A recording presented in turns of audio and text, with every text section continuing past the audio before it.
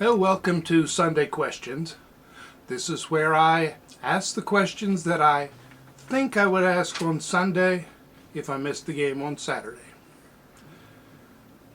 And this week, it's Oklahoma time. Little bit different this week. My number one question is special teams. That, well, like a lot of the team, has been kind of up and down. And it's not something we pay that much attention to, except whoever the key player is, the punter, the kicker, or the returner. But the starters on special teams have been changing a lot. And I mean, I have not specifically checked who's in, who's out, other than, of course, some of the more obvious ones or some of the ones who are injured. But because of those injuries, aside from those guys being out, other players who are playing a lot on offense or defense have been pulled from special teams because you don't want to overplay them and you don't want to risk injury when you've already got so many injuries. I suspect that's why Bishop is no longer the kick returner. We tried White, but he's not yet good enough at reading the return. So we have Preston Fox back there, and he's taking a lot of fair catches because I'm not sure he trusts the blockers up ahead of him. And that's also, we're seeing a lot of unusual things on special teams. And I think a lot of it is because there are just too many second and third, maybe fourth choices, and guys who haven't played enough on special teams, and just the trust level isn't there. The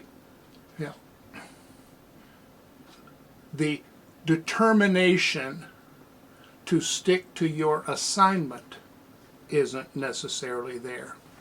And that can be the hardest thing in football in some respects, especially on special teams, sticking to your lane when it looks like something is happening elsewhere.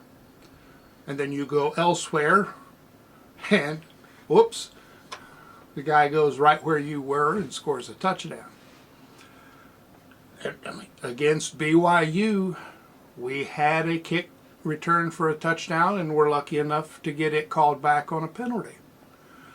But special teams, they don't have to star.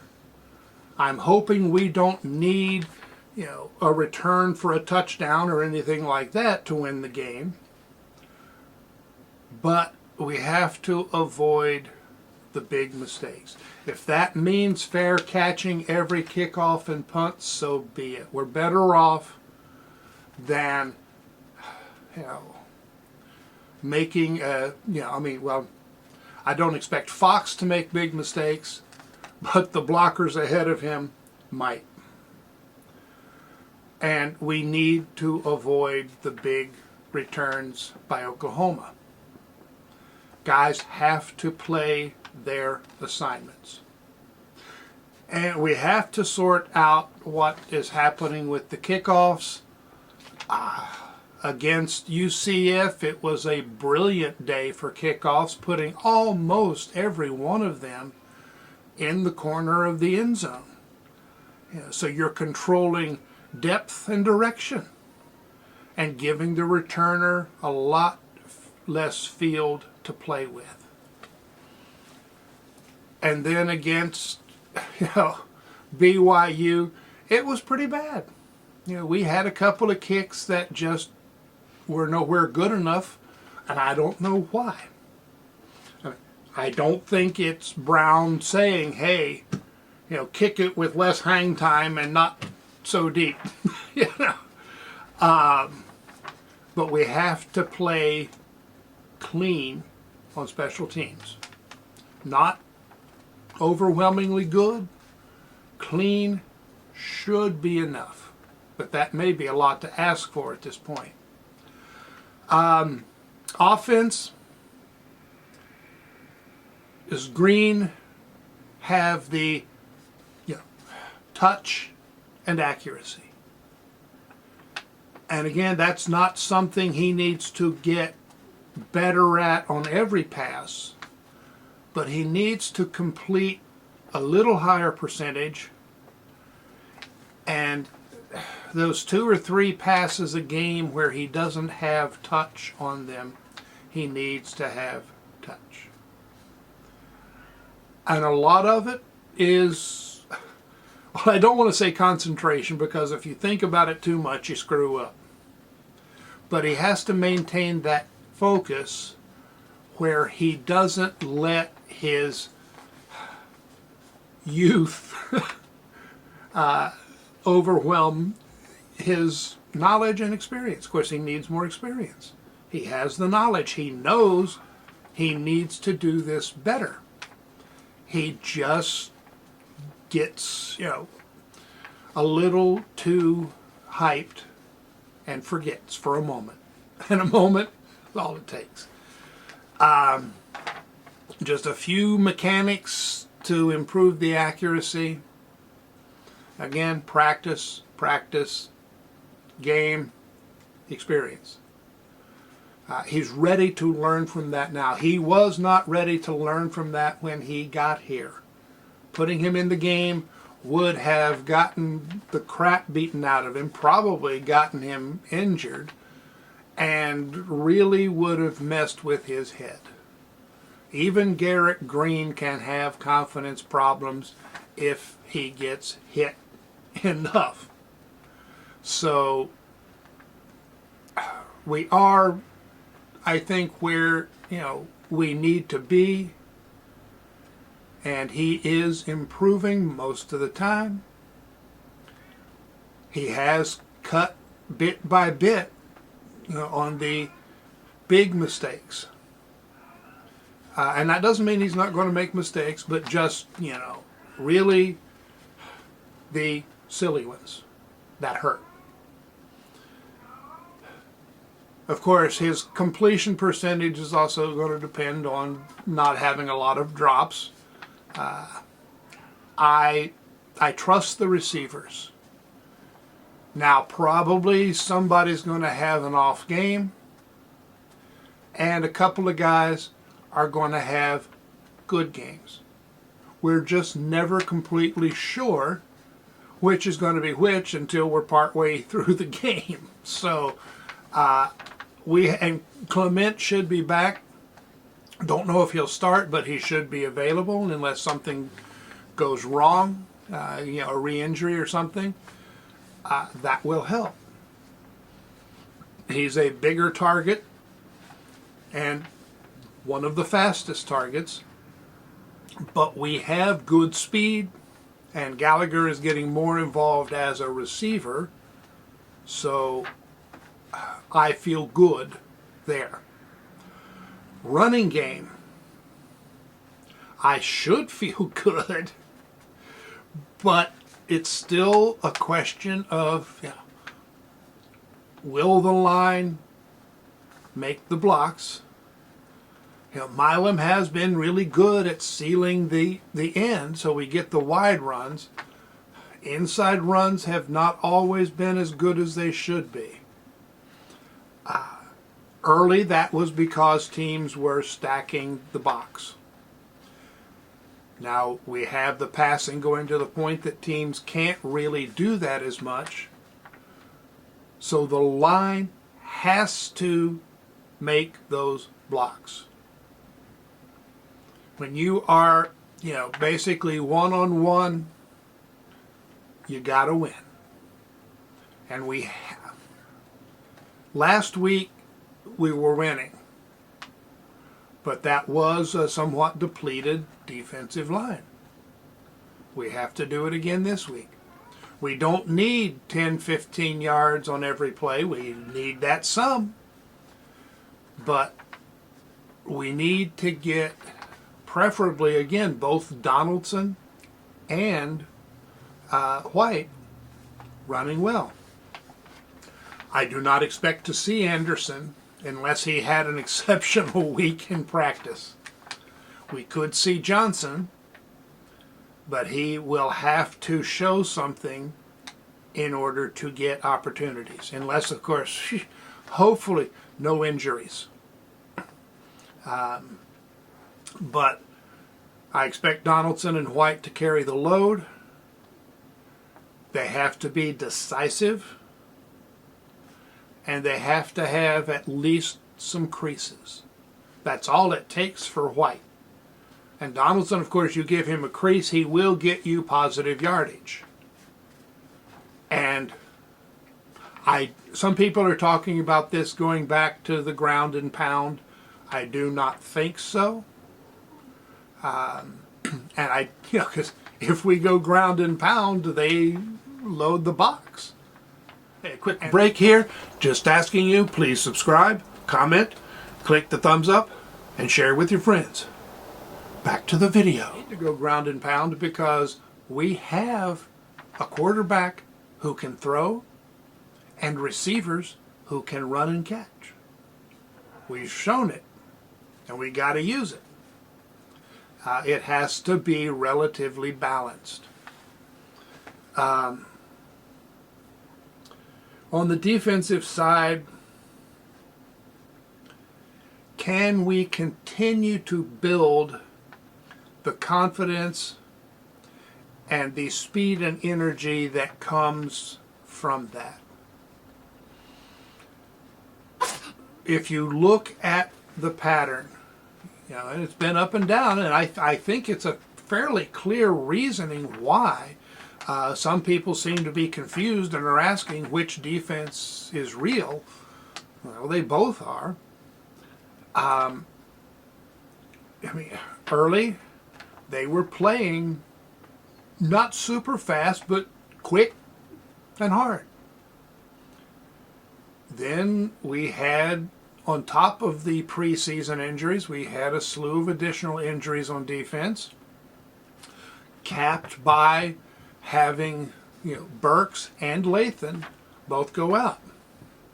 Now the rest of that game, the defense played on the emotion of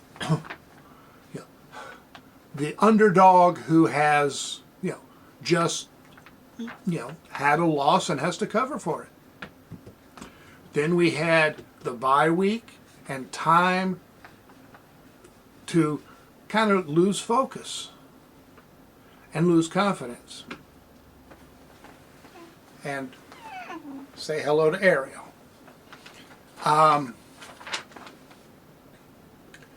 The Houston game, we had both Burks and Lathan were out. Cutter was pretty dang green. And not in the same, not green with an E at the end, which is good. Green, small g, no E, that's bad. And I think a lot of the guys were trying to overcompensate, but at the same time just feeling a little lost, a little off, and not confident. Then for OSU, we got Burks back. Cutter, a little more experience. Burks was not full speed. And the defense played a little better, except for the fourth quarter. There were some risks and mistakes on the same plays as the risks, and game went in the toilet in a hurry. But overall, the defense was a little better than they were against Houston. Then against UCF, Cutter starting to crank it up, Burks starting to crank it up. Everybody played faster, sharper. Against BYU, it was maybe the best it's been all season. Burks definitely had his best game. Cutter, two really good games in a row. And I think they're starting to trust, they trust Cutter more and he's able to do more because he's got some experience. So they're cutting loose a little bit more with, bringing extra pressure, bringing Floyd again. But they were flying to the ball, hitting hard enough to make the receivers start to think about it and pop a few of the balls loose. And they were tackling cleanly. It was a good game. And again, it's not, BYU was off in some respects, but that doesn't affect how fast and hard the guys are playing. That's a mental thing. And you bring that in with you, not them. So that, the mental side we got to maintain. If we come into Oklahoma with the mental game sharp, then we have a really good chance. We're at, right now the physical game is just a direct extension of the mental game. And the mental game is what was off against Houston and Oklahoma State. And it's what has been on the last two games. If we may, and it's strange to say, but how the, back two-thirds play affects how the front plays. If you have that confidence and the mentality through the week, you can bring it in to the game, and then we see the line get push and pressure.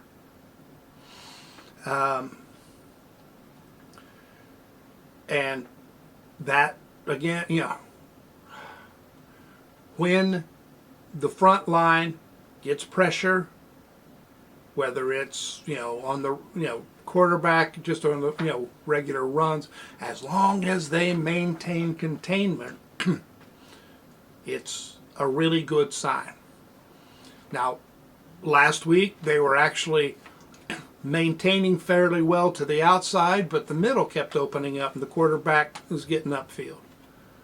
But they were closing that quickly. And they weren't missing tackles. Guys got hit, guys went down most of the time. And that's the difference between letting somebody get free for 5 or 6 yards, which isn't, you don't want that, but it's better than 15 yards or a 50-yard touchdown. And that's going to be the big question. Did the defense tackle?